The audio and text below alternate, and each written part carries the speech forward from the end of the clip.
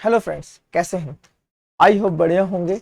मैं सुधाकर श्रीवास्तव आपके अपने यूट्यूब चैनल सरकारी नौकरी पर आपका बहुत बहुत स्वागत करते हैं।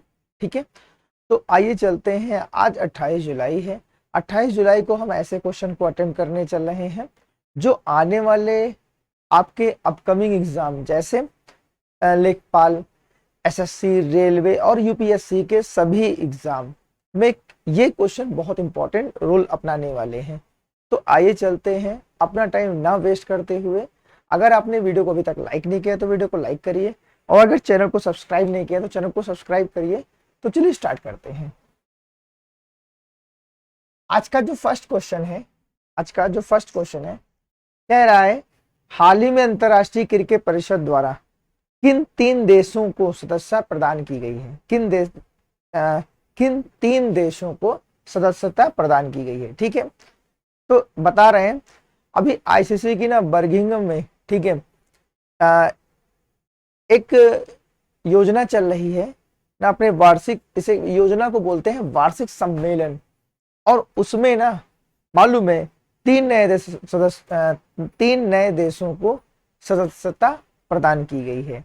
तो इसका ऑप्शन नंबर 1 सही है। ठीक है, आइए चलते हैं, इसका एक्सप्लेनेशन देखते हैं।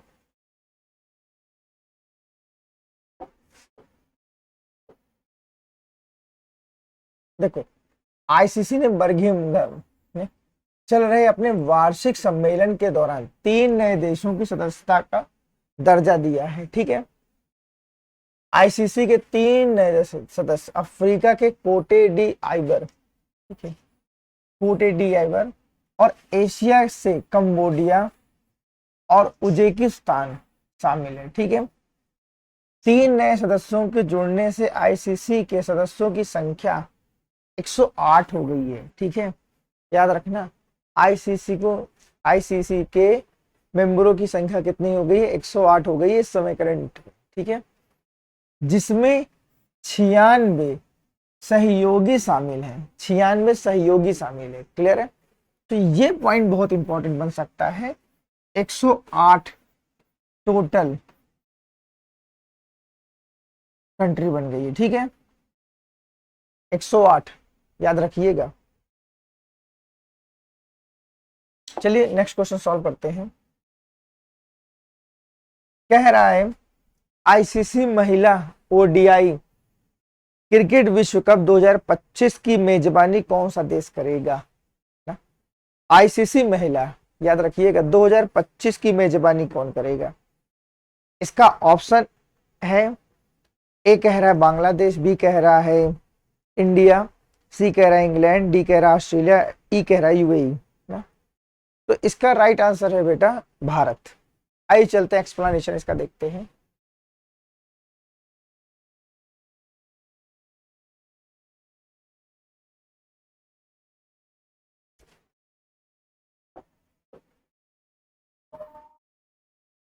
भारत आईसीसी महिला वनडे क्रिकेट 2025 की मेजबानी करेगा। ठीक है, अंतरराष्ट्रीय क्रिकेट परिषद आईसीसी ने बर्मिंघम में चल रहे आईसीसी वार्षिक सम्मेलन में इसकी पुष्टि की है। ठीक है, बांग्लादेश पहली बार आईसीसी महिला T20 विश्व कप 2024 की मेजबानी करेगा। ठीक है, याद रखना, 2024 में बांग्लादेश करेगा और 2025 में इंडिया करेगा। ठीक है, जबकि इंग्लैंड आईसीसी T20 विश्व कप 2026 की मेजबानी करेगा। याद रखना, बहुत सारा कंफ्यूजन रहता है। 2024 में होने वाले महिला T20 की मेजबानी बांग्लादेश करेगा और आईसीसी महिला वनडे में मेजबानी 2025 में इंडिया करेगा। ठीक है, बहुत इंपॉर्टेंट पॉइंट्स है, आपके आने वाले एग्जाम के लिए बहुत हेल्प करने वाले, और बहुत सा कंफ्यूजन इसमें क्रिएट होगा इस क्वेश्चन में। ठीक है, आइए चलते हैं, नेक्स्ट क्वेश्चन सॉल्व करते हैं।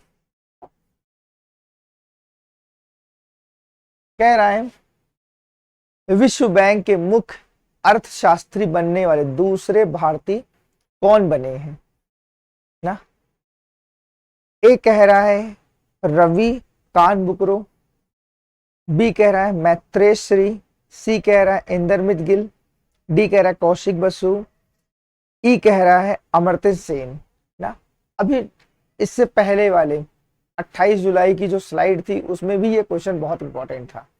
इस क्वेश्चन को कंप्लीट एक्सप्लेनेशन दिया था, यहाँ पे फिर से इंपॉर्टेंट बन गया है, तो डेफिनेटली इंपॉर्टेंट क्वेश्चन ही है यार, विश्व बैंक के मुख्य अर्थशास्त्री। ठीक है, तो चलिए इसका राइट आंसर देखते हैं। जो इसका राइट आंसर है ना, इंटरमिट गिल, इंटरमिट गिल। ठीक है, देखो कह रहा है ना?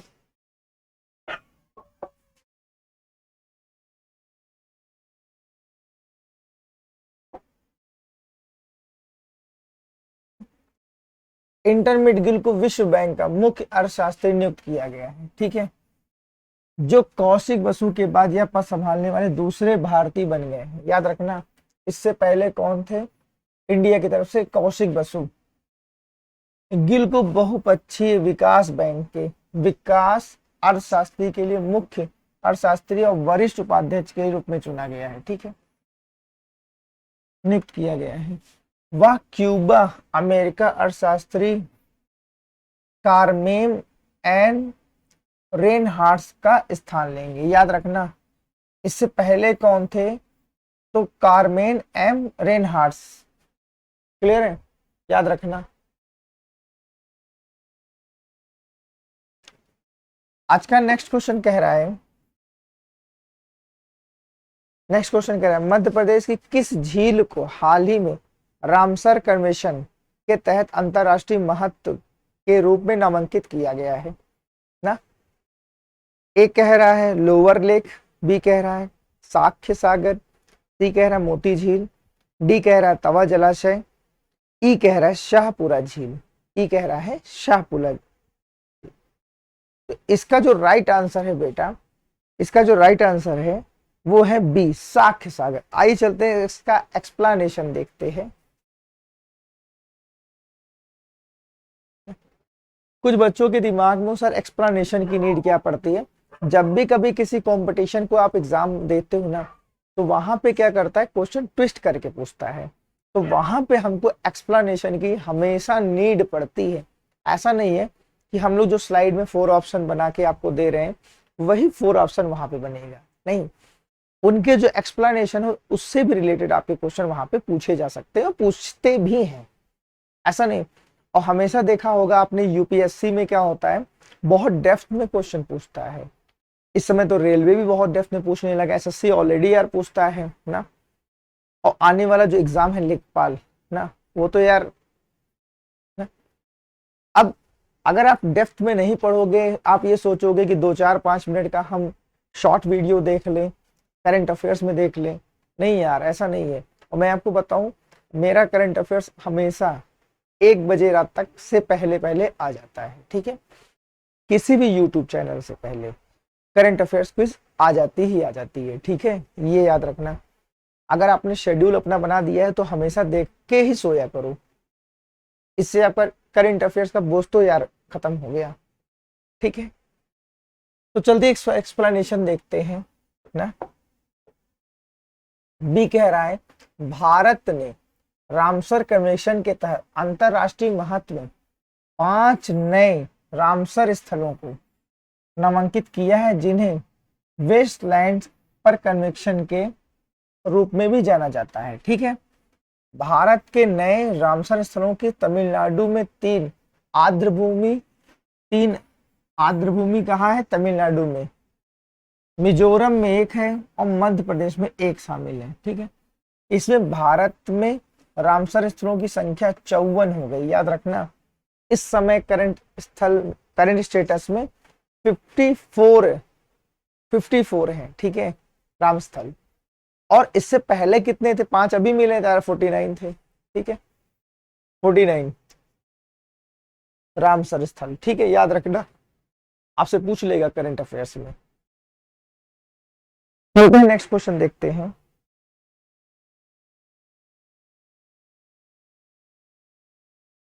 नेक्स्ट क्वेश्चन कह रहा है हाल ही में अंटार्कटिक समुद्रों में मूल प्रजाति लाइट मेंटल्स अल्बाट्रॉस को किस राज्य में दर्ज किया गया है ना, सॉरी दर्ज किया गया था ना।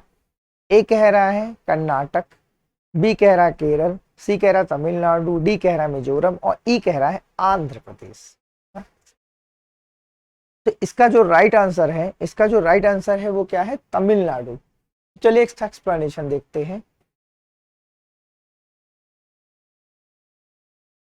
ना।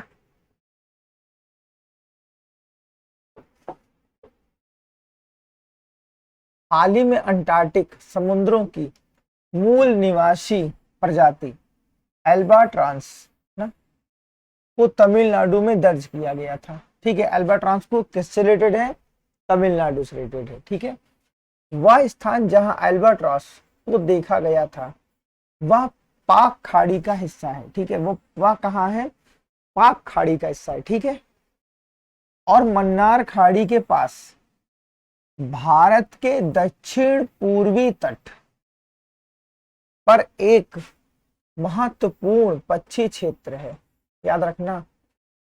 ठीक है, वह पाक खाड़ी के पास है का एक हिस्सा है और मन्नार की खाड़ी के पास और भारत के दक्षिण पूर्वी तट पर एक महत्वपूर्ण पक्षी क्षेत्र है। क्लियर है, चलिए आगे।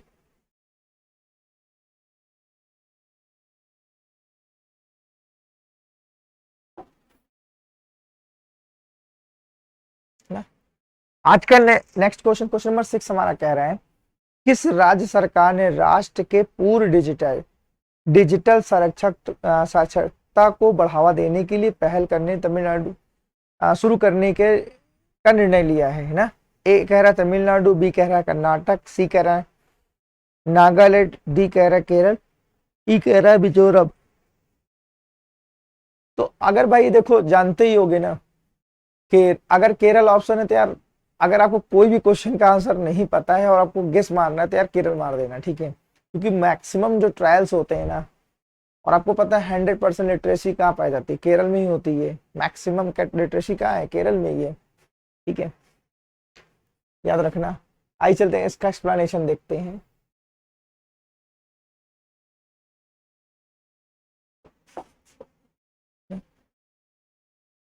केरल सरकार ने राज्य के पूर्ण डिजिटल साक्षरता को बढ़ावा के लिए पहल शुरू करने का निर्णय लिया। ठीक है, मुख्यमंत्री पिनाराई विजयन ना, इस समय केरल का जो मुख्यमंत्री है वो कौन है, पिनाराई विजयन ने तिरुवनंतपुरम में एक स्कूल कार्यक्रम को संबोधित करते बताया कि इस अभियान का उद्देश्य लोगों को, विशेष रूप से युवाओं को ऑनलाइन खतरों और जाल के बारे में शिक्षित करना है ना।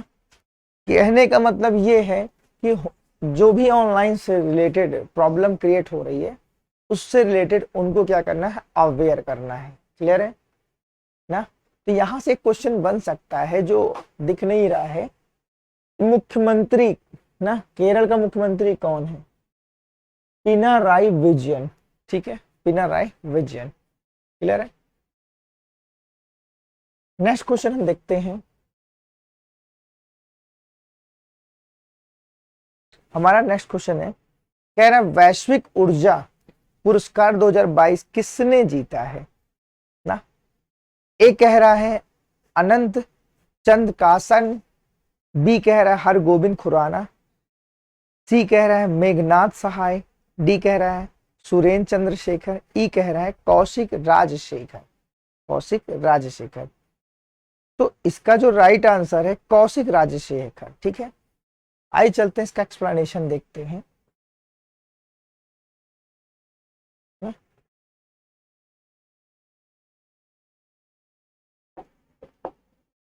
कह रहा है ह्यूस्टन विश्वविद्यालय ने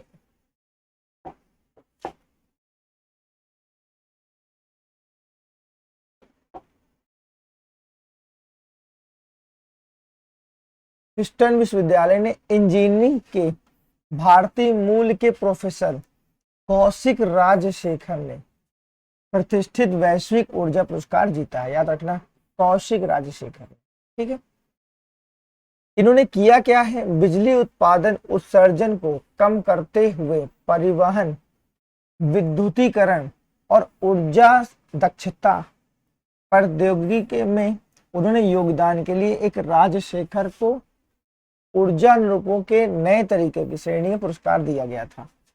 पुरस्कार समारोह कब होगा, 12-14 अक्टूबर को मॉस्को में होगा, ठीक है, जिसमें रूसी ऊर्जा सप्ताह के दौरान इसे क्या किया जाएगा, सम्मानित किया जाएगा। ठीक है, कब किया जाएगा, 12 से 14 अक्टूबर को, कहाँ पे, मॉस्को में। ठीक है, रूसी ऊर्जा सप्ताह वहां पे मनाया जाता है, ठीक है, मॉस्को में। क्लियर। नेक्स्ट हमारा क्वेश्चन है,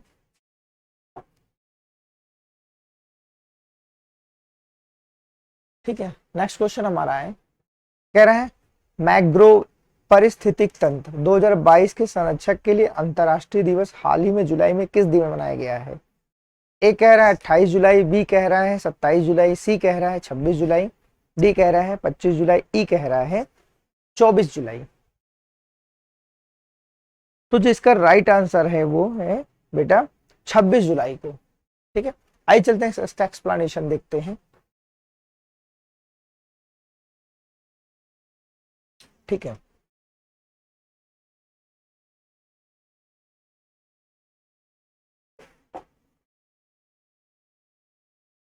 मैग्रो पारिस्थितिक तंत्र के संरक्षक के लिए अंतर्राष्ट्रीय दिवस 26 जुलाई को मनाया जाता है। ठीक है, यह दिन एक अद्वितीय, विशेष और कमजोर पारिस्थितिक तंत्र के रूप में मैग्रो पारिस्थितिक तंत्र के महत्व के बारे में जागरूकता बढ़ाने और उनके स्थायी प्रबंध, संरक्षक और उपयोग के समाधान को बढ़ावा देने के लिए मनाया जाता है। ठीक है, याद रखना कब मनाया जाता है, 26 जुलाई को।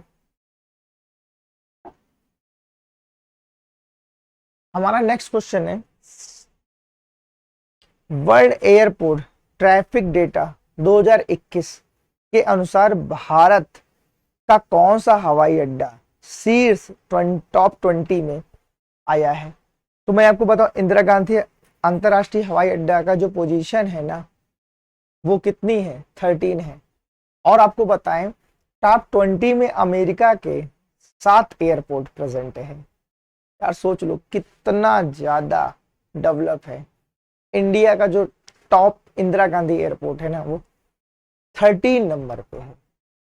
आइए चलते हैं, एक्सप्लेनेशन देखते हैं।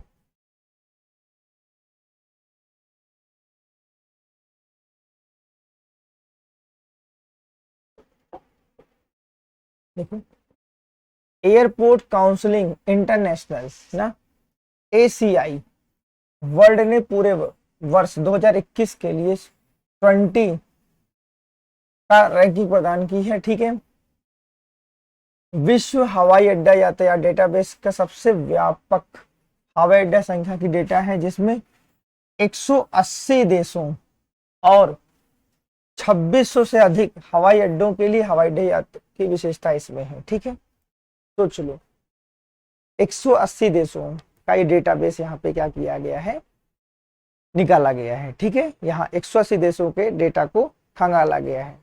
उसमें इंडिया का जो इंदिरा गांधी का एयरपोर्ट है ना, उसका 13वां नंबर है। ठीक है,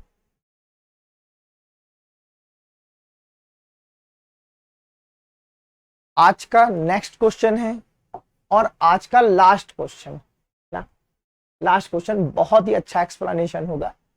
और आपको बता दें, जैसा कि हमारा जो लास्ट क्वेश्चन होता है ऑलरेडी बहुत एक्सप्लेनेशन से होता है, और यहां से आपको बताने जा रहे हैं बहुत सारे क्वेश्चन आएंगे आपको। ठीक है, आराम से देखिएगा। ठीक है, थोड़ा सा टाइम दीजिएगा। कह रहा है खनिज ब्लॉकों की खोज, नीलामी और संचालन में पहल करने वाले राज्यों को प्रोत्साहित करने किस मंत्रालय ने खनिज पुरस्कार की स्थापना की। खनिज ना भाई, जहां पे खनिज निकलेगा वहां पे खनिज पुरस्कार को सम्मानित किया जाएगा। अब इसको समझते हैं। ए कह रहा है खान मंत्रालय, बी कह रहा है पृथ्वी मंत्रालय, सी कह रहा है विज्ञान मंत्रालय, डी कह रहा है रसायन मंत्रालय, ई कह रहा है शिक्षा मंत्रालय। ई कह रहा है शिक्षा मंत्रालय। भाई खान से रिलेटेड है, खनिज से रिलेटेड ना, तो यार खान मंत्रालय इसका राइट आंसर है। ठीक है, इसका जो एक्सप्लेनेशन है उसको पहले समझते हैं। देखो कहाँ कहाँ क्या क्या चीज खनिज के रूप में हमको मिलती है। ठीक है,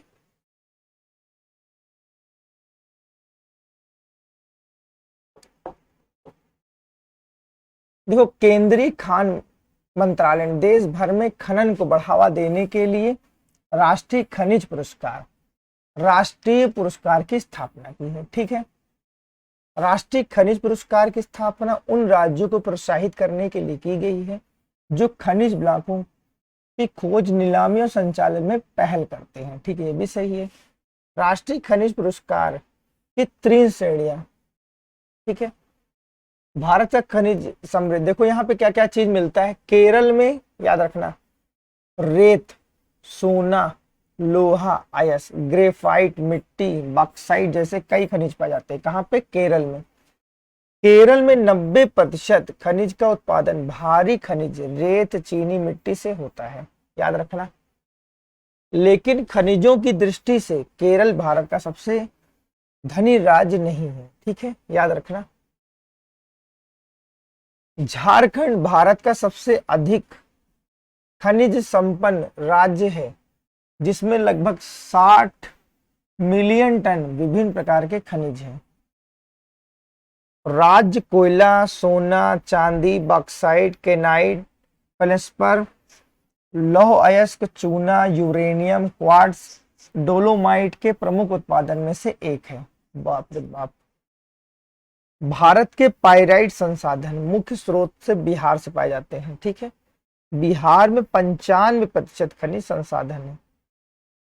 ठीक, बिहार में चूना पत्थर, अभ्रक, quartz, bauxite, china clay, felspar, granite, सीसा, लौह अयस्क, जिंक जैसे खनिज प्रचुर मात्रा में पाए जाते हैं। लेकिन खनिजों की दृष्टि से बिहार भारत का सबसे धनी राज्य नहीं है। बाप। महाराष्ट्र कनाइट और मैग्नीज अयस्क का ना दूसरा सबसे बड़ा उत्पादक देश है। महाराष्ट्र में पाए जाने वाले कुछ महत्वपूर्ण खनिज याद रखना, बॉक्साइट है, मिट्टी है, क्रोमाइट है, कोयला है, डोलोमाइट है। लेकिन खनिज की दृष्टि से महाराष्ट्र भारत का सबसे धनी राज्य नहीं है। क्लियर है?